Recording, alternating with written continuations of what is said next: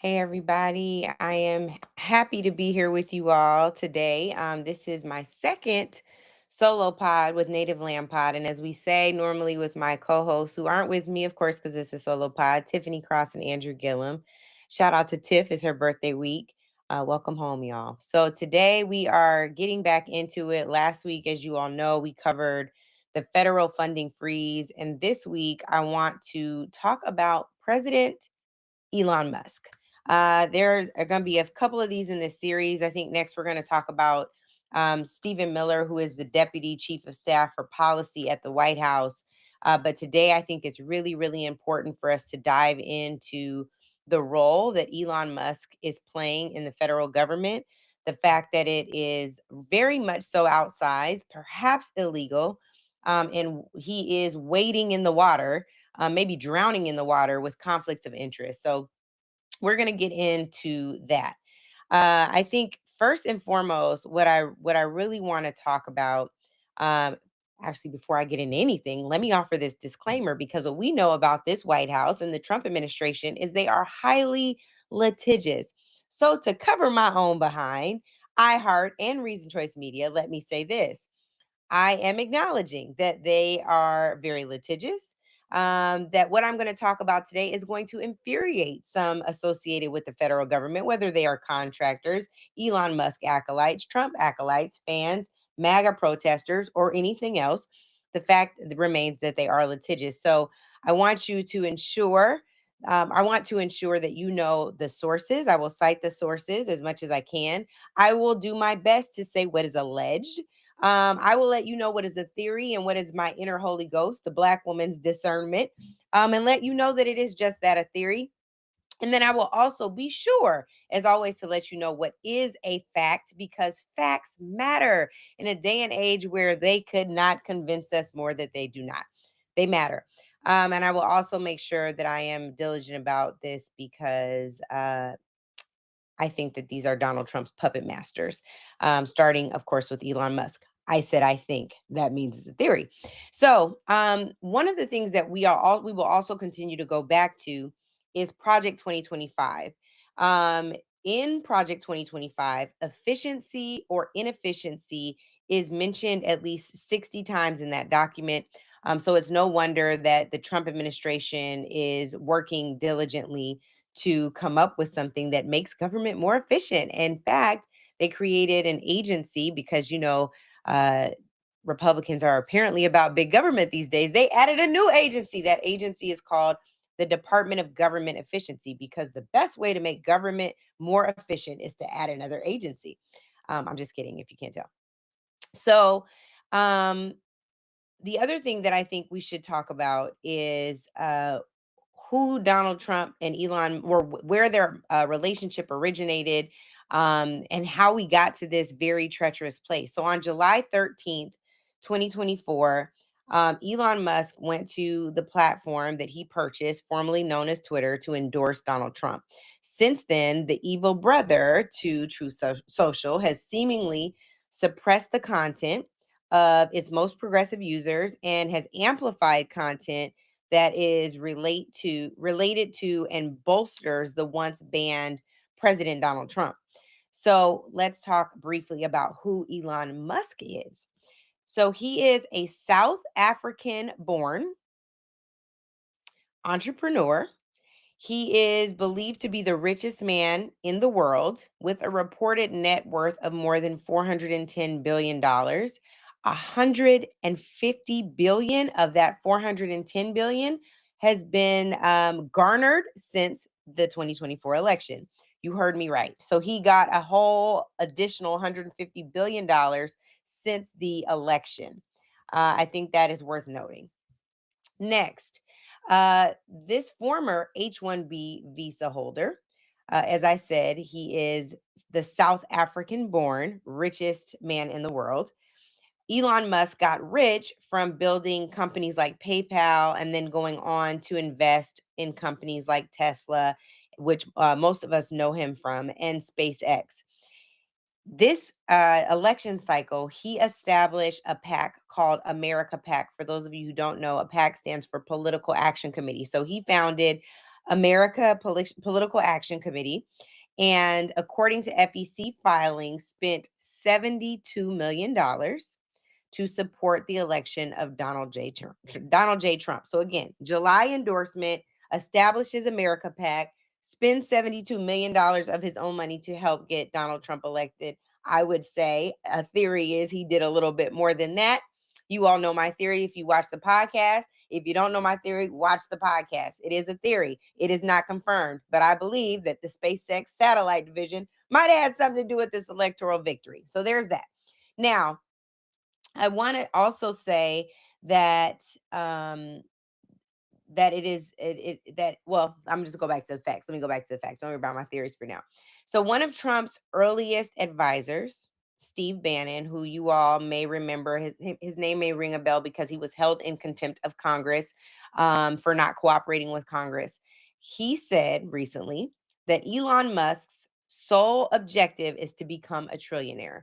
There is apparently trouble in paradise because Steve Bannon and Elon Musk don't rock with each other. Steve Bannon was fired in the last Trump administration, but he is still a diehard MAGA. So the MAGAs are scrapping. So he said that his only goal is to become a trillionaire. He says that white South Africans are the most racist on the planet. It's funny to watch the pot calling the kettle black, or maybe to watch the pot calling the kettle white, or to say that the sheet and the wall match. I don't know, but I just think it's worth noting. So they're fighting. There's trouble in paradise. He said that he was going to see to it by inauguration that Elon Musk did not have the unfettered access that, surprise, he has. So Steve Bannon, you failed. Try again, friend. Try again. Now, I want to just get into the fray a little bit around what's happening in South Africa. You all will have just noted that most recently, Donald Trump said that he was going to cut off all funding to South Africa. I keep emphasizing the South African-born Elon Musk for a reason. Elon Musk might have something to do with this policy. So South Africa just announced a land expropriation law, and that law passed last month. It is designed to redress the apartheid era confiscation of land owned by Black people. And Donald Trump, in response to this law passing in South Africa, made this statement on Truth Social. South Africa is confiscating land and treating certain classes of people very badly. I just want to be clear about a massive human rights violation, at a minimum, is happening for all to see. The United States won't stand for it. We will act. Also, note this part. Also, I will be cutting off all future spending, all future funding.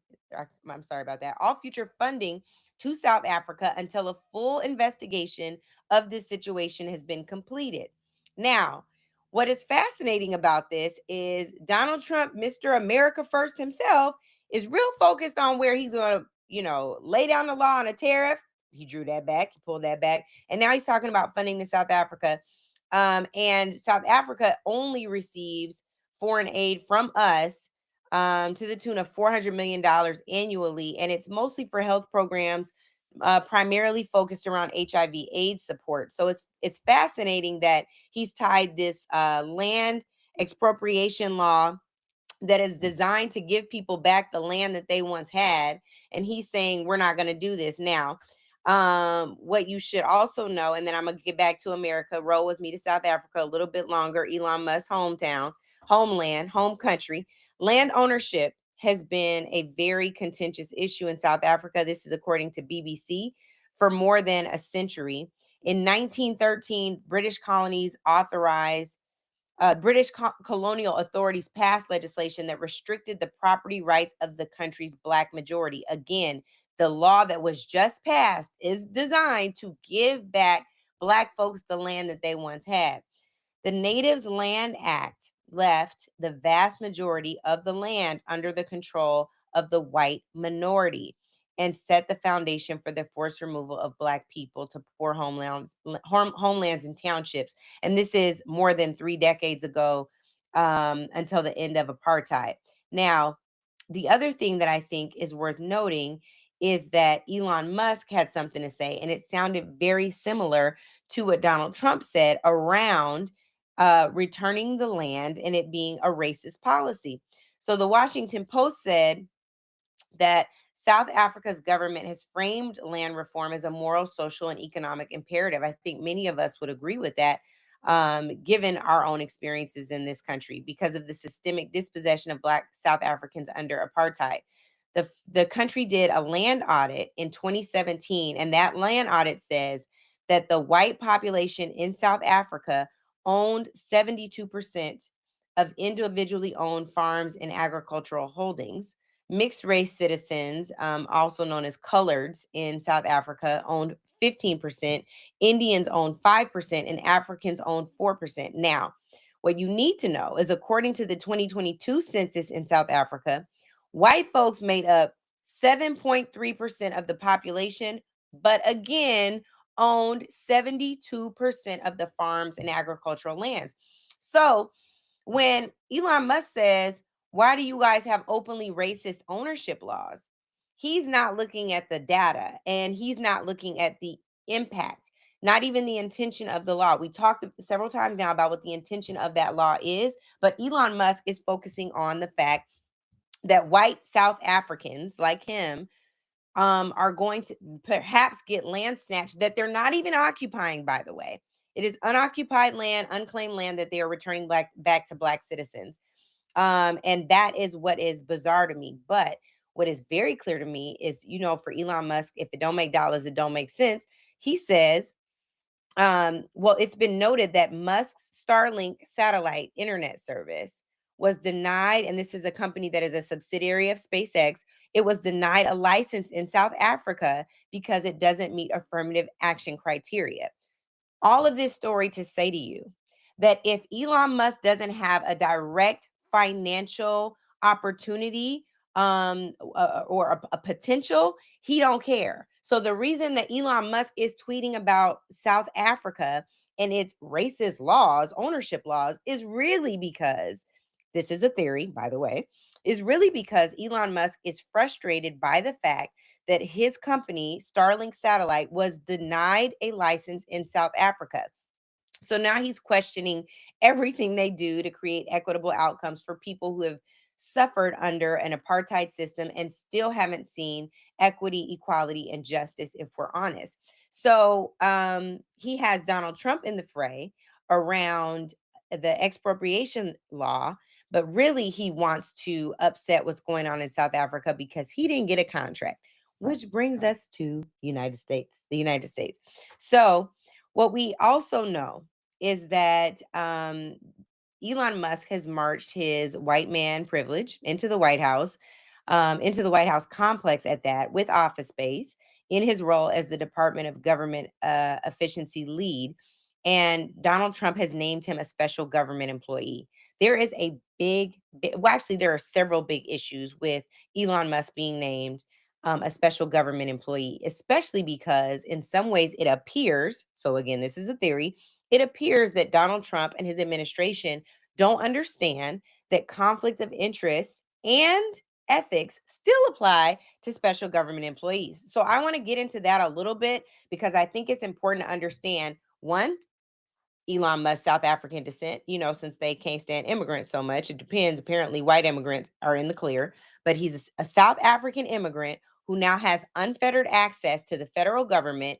Anybody that has created an obstacle for him economically, he's going after. We saw him do that most recently with the South African president, and he's gotten Donald Trump in the fray there. But furthermore, we need to understand what he plans to do with the Department of Government Efficiency and how it will benefit President Elon Musk. So I got a question, Lolo, you just sent me from someone who said, who is leading the investigation? What investigation are y'all talking about? I've been talking for a long time. Just run that thing back for me. Okay, so now let's go into Elon Musk's potential bias as a special government employee, the conflicts of interest that are there, as well as the government business he has and why this might create a much larger issue. So special government employees are defined in 18 USC section 202. That is Title 18 of the United States Code, section 202. What can we do that does not include the Supreme Court? Okay, these questions are, I'm gonna get through my monologue and then I'll go back to these questions. But a special government employee means that the person's work does not normally exceed 130 days annually. We know there's 365 days in a year, 130 days. It may be no problem. Elon Musk and his friends may be no problem. They sleeping in government buildings. We'll get into that later. May not be a problem, but there are some other problems. So, special government employees do have rules that apply to them. Donald Trump seemed to try to skirt by this issue in a press conference yesterday when he said, it doesn't matter. Elon Musk is a special government employee who also isn't getting paid. So we'll call him a special government volunteer. Maybe they intend to introduce a new category of employee where none of the conflict of interest and ethics rules apply to them. But for now, they do.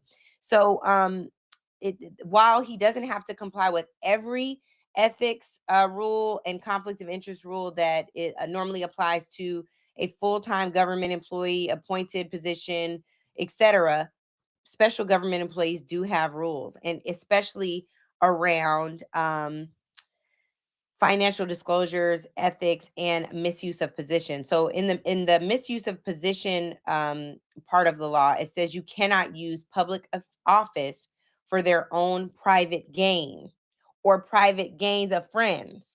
Okay, so remember that. 18 USC 208A says it prohibits you from participating personally and substantially in any particular matter that affects your financial interests, as well as the financial interests of your spouse, minor child, general partner, an organization in which you serve as an officer, director, trustee, general partner, or employee, or an organization with which you are negotiating or with which you have an arrangement for prospective employment. So, we are going to shortly get into the many places where Elon Musk's companies have government contracts and why it is a problem that he accessed all of the payment systems for the Department of Treasury, along with several others. So, I don't know if Donald Trump and Elon Musk will get rid of FDIC. Congress can introduce legislation to stop them. And I'm just stopping here because there are more questions that are coming in. And I think that what is most important is for the Democratic minority in the Senate and the House to find who their potential allies are on the other side of the aisle in the Senate and the House that are in districts where their majorities are thin. Maybe they were formerly blue districts. Maybe they are districts where they're Republicans, but they're not really Trumpers like that. And so they don't want to give him unfettered access to destroying the government. Those are the folks who they should be looking to ally up with, to align with, to determine what the steps forward could be to introduce legislation to stop some of what's happening. The majority is razor thin in the House, and it's razor thin in the Senate. They definitely don't have anywhere near 60 votes. So there are a number of things that can and should be done. I'm assuming that on these retreats and conferences that are currently being held, that they're talking about these things. Now, I want to get into I was going to say Donald Trump, President Donald Musk, Elon Musk conflicts of interest. So according to the New York Times, Tesla has 352,000, which isn't a lot in federal contracts, but there are federal contracts no less. SpaceX has $15.4 billion in contracts with 9 different departments and 3 different government agencies. These are all at the federal level.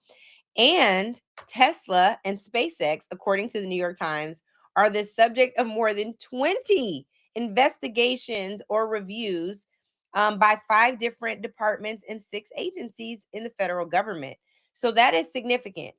6 figures in contracts for Tesla, billions of dollars in contracts for SpaceX, the subject of more than 20 investigations or reviews by 5 different departments and 6 agencies. One of these that you probably are already guessing is the Department of Treasury. So by election day, just so you all understand, by election day, according to New York Times, Elon Musk-led companies were in several battles across agencies and departments, including being fined. So that brings us back to the Department of Government Efficiency. Let's for a minute just stop here at what happened with Treasury. So there are questions coming in about the Treasury Department, what's going on, how does it impact us? The Department of Treasury literally is the entity that prints our money. It is literally the entity that is charged with holding banks accountable to ensure that our money is protected. Somebody asked about FDIC. The Department of Treasury is responsible for more than 1 billion payments per year, totaling $5 trillion.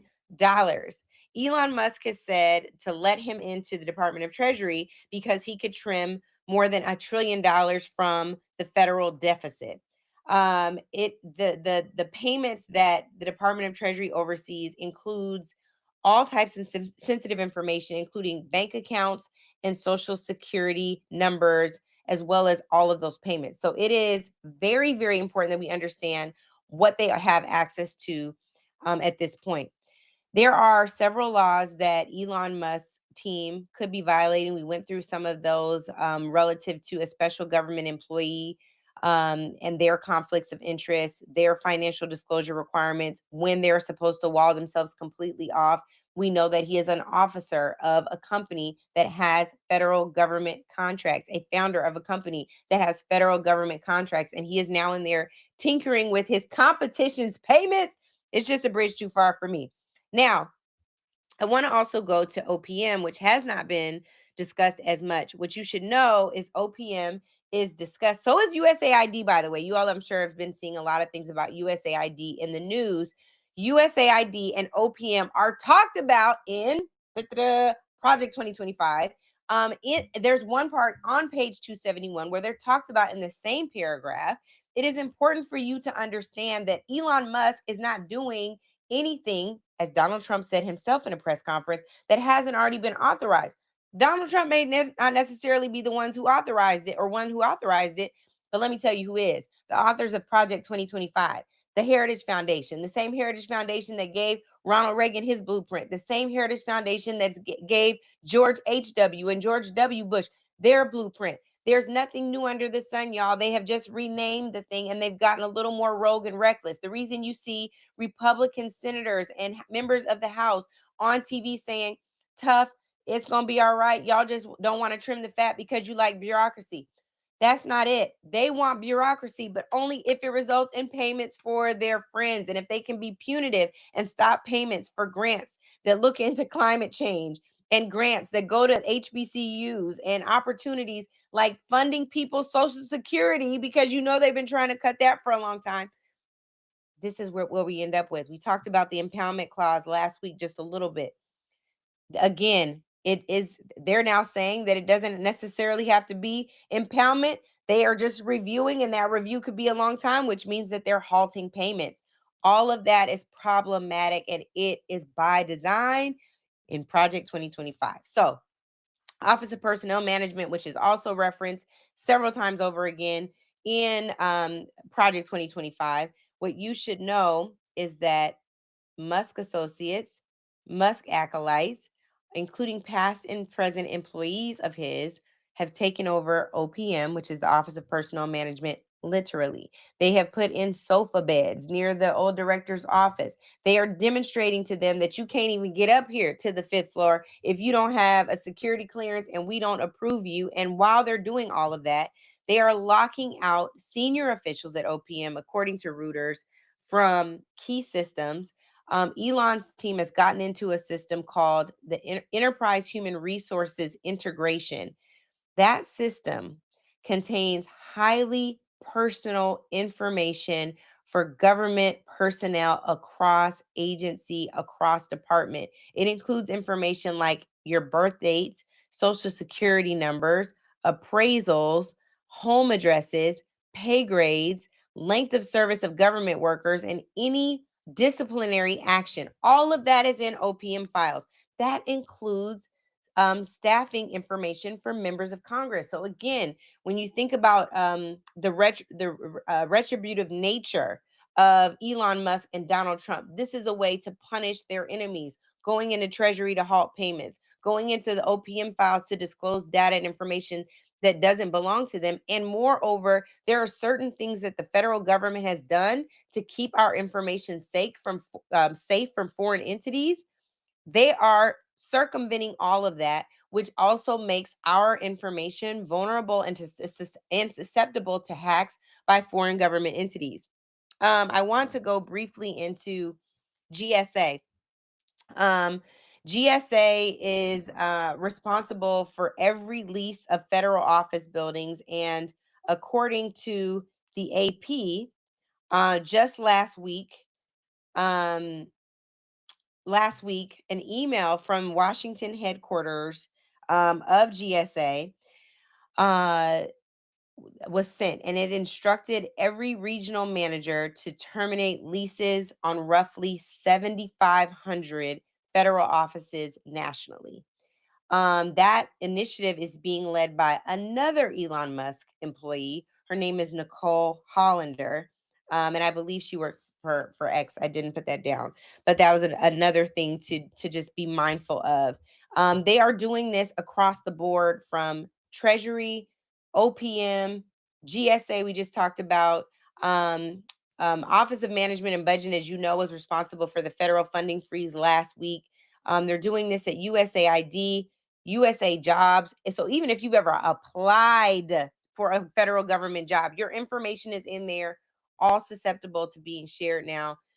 Department of Education, we know that they're going in planning to essentially gut the Department of Education. You all know in Project 2025 and in most Republican talking points throughout the years, they've wanted to gut the Department of Education. SBA, they're going to do the same thing at SBA that they did with Treasury. If you have an SBA loan, if you have an SBA grant, if you have an SBA special classification, all of that information is subject to being shared now. So a lot of folks are asking, what will people do to fight back? Um, it is imperative that you reach out to your member of Congress and say, you might be overwhelmed. I'm overwhelmed. I don't know where we go from here. But what I do know is I elected you to fight. And here are the expectations I have of you, and sharing with them, with their staff, what you think they should be doing.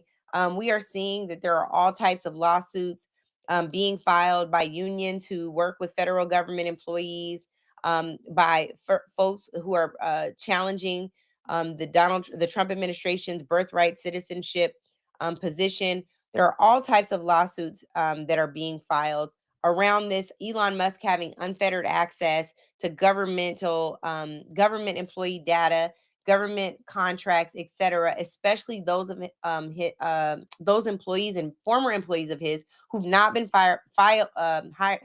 They should be hired by the feds to have any access to this information, and how it makes us susceptible to attacks. All of that is being challenged in the courts, but there are things that members of Congress can and should do. You can reach your member of Congress by calling 202-224-3121. That is the Capitol Hill operator. They can transfer you to your member of Congress, to your senator, to be connected with them and to share what you think should happen. All good ideas are all ideas right now are good ideas. There are no bad ideas. We've got to talk about how to fight, how to protect what we know is ours. Now, this democracy is fragile. It is trash. It is frustrating. But I think that we've seen very quickly within the last couple of weeks that so much can change in a matter of moments, that while it hangs in the balance, that there's something about that democracy that's worth protecting. So as we wade through Elon Musk's conflicts of interest, as we get frustrated by the laws that are seemingly broken, some more apparent than others, and the physical proximity to the president that Elon Musk has, we know that he is still shooting himself in the proverbial foot.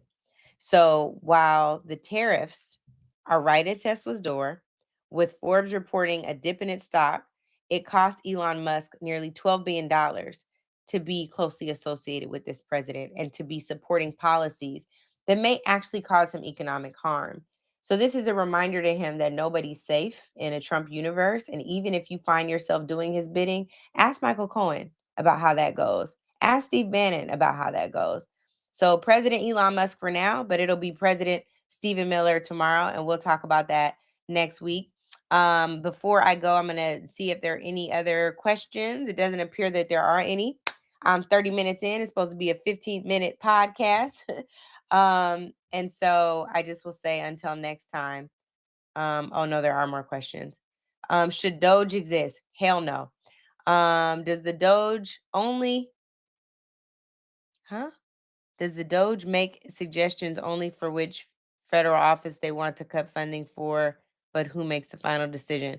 Yes, Donald Trump is ultimately the final arbiter, but it sounds like he is deferring to Elon Musk. Can Elon and his team be banned from this info and this new department by law? Yeah, the law needs to be passed, and sadly, it would need to be signed into law by Donald Trump unless there was a veto-proof majority, and I think that would be really challenging right now. And then there's a last question. The gentleman that blocked Elon from accessing the system then resigned. Has anyone talked to him? I believe you're talking about the gentleman from the Department of Treasury. I don't know if anybody's talked to him, and he may have resigned just for moral reasons. Was he paid off? I don't know, but I will tell you who is paid off. A good number of federal government employees, 20 to the tune of 20,000, which makes up about 1% of the overall federal government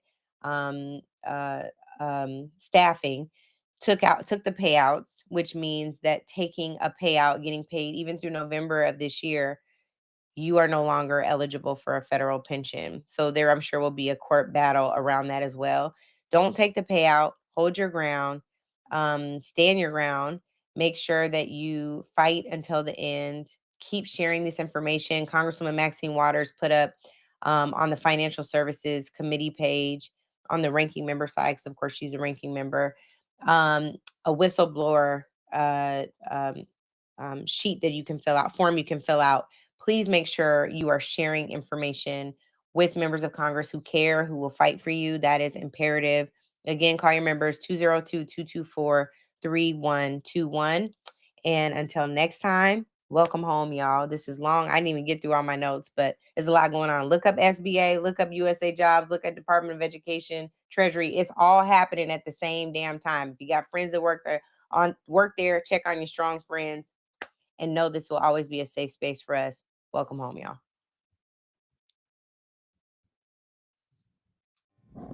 Native Land Pod is a production of iHeart Radio in partnership with Reason Choice Media.